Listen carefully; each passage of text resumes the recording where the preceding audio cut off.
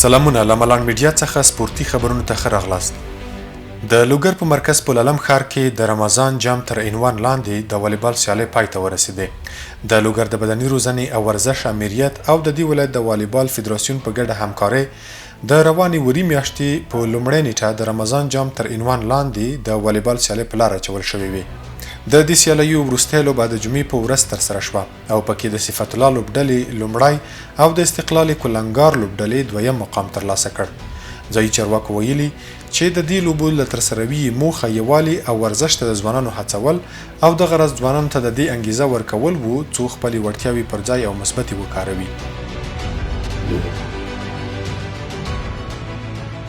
له لوګر ور اخوا په پکتیا کې د هاکي رمضان جام سیالیو اتلولي د پکتیا اتلانو لوبډلې په خپل نوم کړه. په پکتیا کې د دې ولایت د هاکي فدراسیون له لوري د څلور لوبډلو ترمنځ د رمضان جام په چوکاټ کې د هاکي لوبي په لار اچول شوې وي.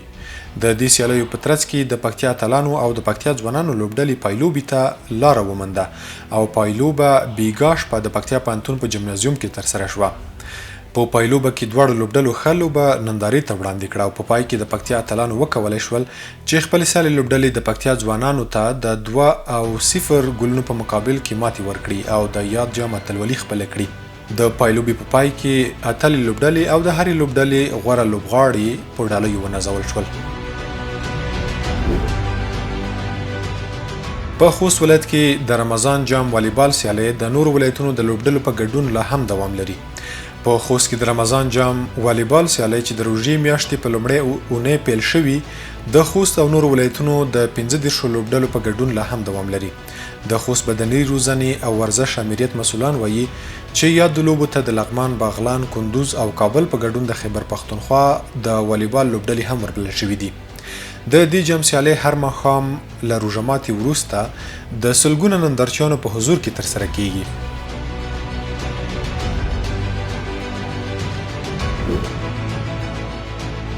ایران د افغانستان له اولمپیک ملي کمیټې سره د ورزش په برخه کې همکاري کوي.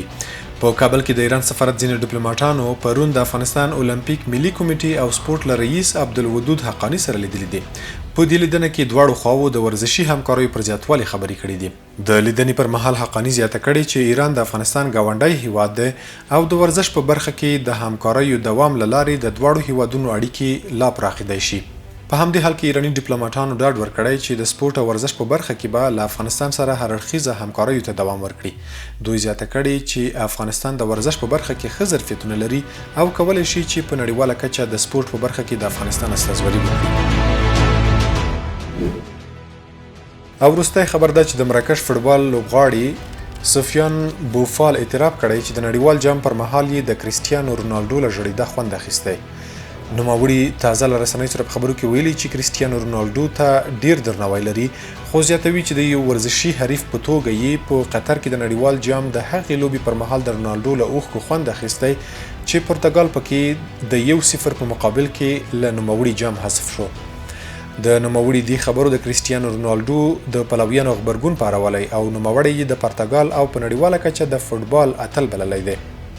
کریسټیانو رونالډو هیله څرګنده کړې وه چې په قطر کې ترسره شوی نړیوال جام د خپل هیواد په نوم کړي خو د نوموړي لوبډله د فوټبال نړیوال جام د لوبو یو په 4 پړاو کې حذف شوه. دی بایلي رونالډو او د هغه لوبډله خورا خواشیني کړي وو.